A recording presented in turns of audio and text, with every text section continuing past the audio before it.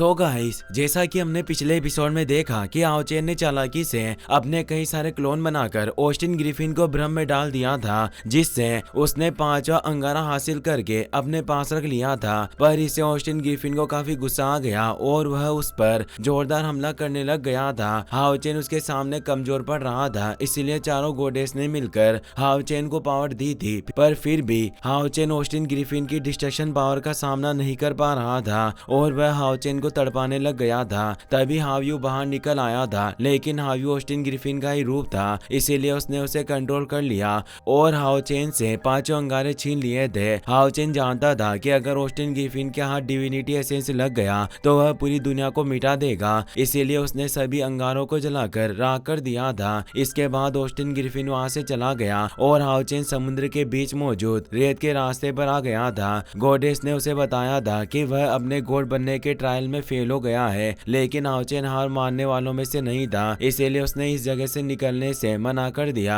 Light goddess उससे पूछती है, आखिर तुम यहाँ रहकर क्या करना चाहते हो? हाओ चेन उगते हुए सूरज को देखते हुए कहता है, ऑस्टिन ग्रिफिन ने सरेंडर कर दिया है, लेकिन पता नहीं क्यों ऐसा लग रहा है कि मैं अभी भी अपना ट्रायल पूरा कर सकता हूँ, क्योंकि जब एक रास्ता बंद होता है तो दूसरा रास्ता खुल जाता है। हाओ चेन काफी देर तक उगते हुए सूरज को निहारता रहता है, मानो वह कोई जवाब ढूंढ रहा हो। फिर वह कहता है, इस दुनिया का पहला स्पार्क यानी पहला अंगारा आखिर कहां से आया था? यह सुनकर सभी गॉडेस हैरान हो जाती है। लाइट गॉडेस बताती है, लाखों साल पुरानी एक प्राचीन कथा के अनुसार दुनिया का पहला अंगारा इसी अंतहीन रेत के सागर से आया था, उसी से पहला डिविनिटी कोर जला था, लेकिन आज तक कोई भी इंसान या देवता इसे सिद्ध नहीं कर पाया। अगर तुम वापस अंगारों को पाना चाहते हो तो तुम्हें इस रेत के सागर में हर 100 साल में मिलने वाले गोल्डन रेत के कण इकट्ठा करने होंगे। 100 सुनहरे कणों से एक अंगारा बनता है, यानी एक अंगारा पाने में 10,000 साल लगेंगे और 5 अंगारों के लिए तुम्हें 50,000 साल इस सागर में चलना होगा। हाओ चेन लगातार उस रास्ते पर आगे बढ़ता रहता है और एक एक करके गोल्डन रेत के कण अपने अंगूठी में इकट्ठा करता रहता है। गॉडेस की आवाज आती है, ये बहुत लंबी यात्रा है, यहाँ तक कि देवता भी इस रास्ते पर चलते चलते बूढ़े हो जाते हैं, शायद तब तक दुनिया भी नष्ट हो जाए। लेकिन हाओ चेन के मन में उम्मीद और इंतजार था, क्योंकि इंसान के पास सबसे कीमती चीज होती है उसकी इच्छा शक्ति, इसीलिए वह अकेले ही इस 50,000 साल की यात्रा पर चल पड़ता है। गॉडेस बताती है, पहले 10,000 साल में तुम अपना नाम भूल जाओगे, दूसरे 10,000 साल में अपना अतीत भूल जाओगे, तीसरे 10,000 साल में समय का मतलब भूल जाओगे, चौथे 10,000 साल में अपने दोस्तों और परिवार के चेहरे भूल जाओगे और आखिरी 10,000 साल में यह भी भूल जाओगे कि तुम यहाँ क्यों आए थे। फिर भी हाओ चेन बिना रुके आगे बढ़ता रहता है, क्योंकि अपनों को बचाने का संकल्प वह कभी नहीं भूल सकता था और ना ही वह कभी अपनी शेनिन को भूल सकता था। समय बीता गया, हाओ चेन चलते चलते बहुत बूढ़ा हो गया, 10,000 साल गुजर चुके थे।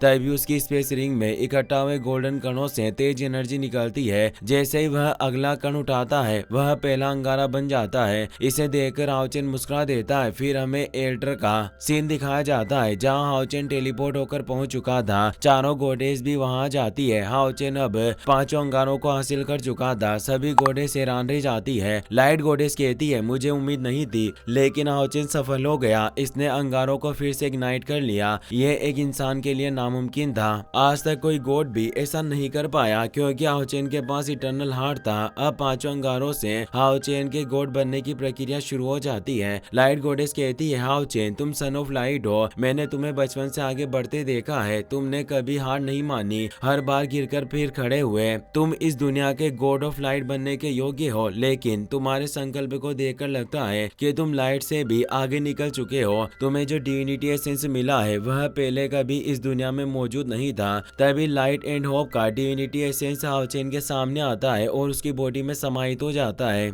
हाओ चेन की बॉडी से अब तेज एनर्जी वेव निकलने लगी थी। नेचर गॉडेस याद करते हुए कहती है, तुमने जिस दिन अपनों की हिफाजत करने के लिए तलवार उठाई थी, उस दिन से तुम अब तक 28 लाख बार उसकी धार तेज कर चुके हो। हर रात तुम्हारे लिए कठिन रही है। इस दुनिया के सभी लोग तुम्हारी वजह से सुरक्षित है। जिस दिन से तुमने दुनिया को बचाने के रास्ते पर चलने का निश्चय किया किया था, तब से पूरे कॉन्टिनेंट के अरबों प्राणियों की आशाओं का भार तुम्हारे कंधों पर है। नए घाव पुराने घावों को भर देते हैं। जिस दिन से तुमने मुक्ति के मार्ग पर चलने का संकल्प लिया, इस कॉन्टिनेंट के अरबों लोगों की उम्मीदों का बोझ तुम्हारे कंधों पर था। तुम्हारे पुराने घावों पर 5000 नए घाव आ गए, पर सब कुछ तुम्हारे आर्मर के नीचे छिपा रहा। जिस दिन से तुमने मानव जाति के उद्धार की जिम्मेदारी उठाई, तुम्हारे हाथ में मौजूद शील्ड ने हमेशा प्रकाश की रक्षा की और तुम कभी विचलित नहीं हुए। तुम्हारे हाथ में मौजूद तलवार ने हमेशा अंधकार पर बिना किसी संकोच के वार किया। तुमने अब तक 28 करोड़ हमले किए, पर उसमें से एक भी अपने लिए नहीं था। लाइट गॉडेस भी बोलती है, अब जब सभी देवताओं के अंगारे बुझ चुके हैं, तुम इस बीच इटर्नल डार्कनेस को भेदने वाली पहली किरण बनोगे। अगर इस दुनिया में कोई है जो इस शक्ति को प्राप्त कर सकता है जिस पर करोड़ों लोगों की आशा टिकी है, तो वो सिर्फ तुम ही हो सकते हो।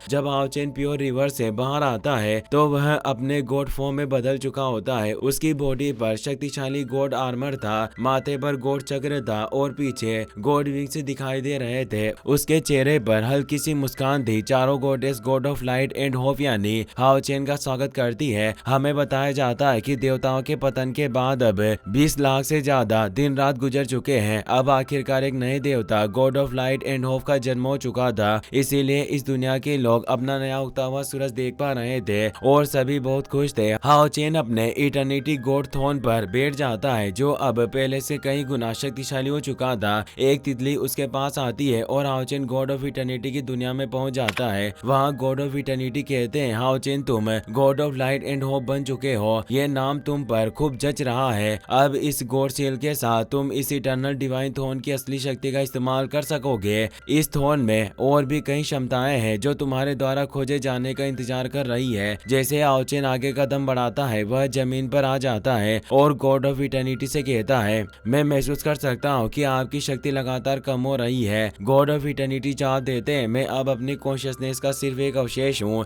मेरी शक्ति पूरी तरह समाप्त हो चुकी है, इसलिए अभी हमारी आखिरी मुलाकात है और मुझे तुम्हें जो अंत में बताना था वही इस पूरे संसार का परम सत्य है। फिर वह हाओचेन को उस जगह ले जाते हैं जहाँ ऑस्टिन ग्रिफिन को सील किया गया था। वह कहते हैं, एक दिन इस दुनिया का अंत होना तय है। हाओचेन कहता है, इसमें हाव्यू की भी आभा मौजूद है। क्या ये असली ऑस्टिन ग्रिफिन यानी गॉड ऑफ पनिशमेंट है? गॉड ऑफ इटर्निटी कहते हैं, ये ऑस्टिन ग्रिफिन का रियल फॉर्म है। जब मैंने इस दुनिया को बनाया था तब मेरी शक्ति समाप्त हो चुकी थी, इसीलिए मैं वॉइड में लौटने से पहले दुनिया के विनाश को सहन नहीं कर सकता था। इसीलिए मैंने अपना डिवाइन एसेंस कुर्बान करके एक दिव्य सील बनाई और अपने भाई ऑस्टिन ग्रिफिन को सील कर दिया। चाहे इसने हाव्यू के रूप में जन्म लिया हो या तुम्हारे डिवाइन एसेंस को हासिल करने की कोशिश की हो, ये सब मेरी सील तोड़ने के लिए था, ताकि ये फिर से अपनी शक्ति से इस दुनिया को मिटा सके। हालांकि इस बार तुमने इसे रोक दिया है, लेकिन एक दिन ये सचमुच इस सील से मुक्त हो जाएगा और उस वक्त